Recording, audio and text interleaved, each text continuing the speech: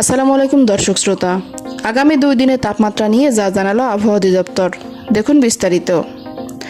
সারা দেশে আগামী 2 দিন তাপমাত্রা বাড়বে বলে জানিয়েছে বাংলাদেশ আবহাওয়া অধিদপ্তর। রবিবার বাংলাদেশ আবহাওয়া অধিদপ্তরের আবহাওয়াবিদ খন্দকার হাফিজুর রহমানের দেওয়া পূর্বাভাসে এই তথ্য জানানো হয়েছে।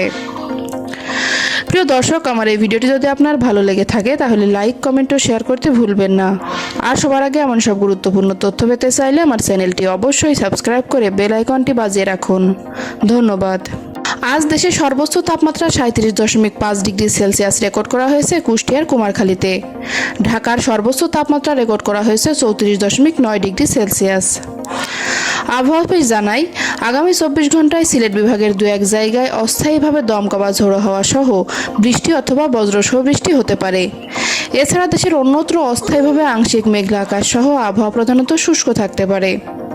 সেই সঙ্গে সারা দেশে দিনের তাপমাত্রা সামান্য বৃদ্ধি পেতে পারে এবং রাতের তাপমাত্রা প্রায় অপরিবর্তিত থাকতে পারে।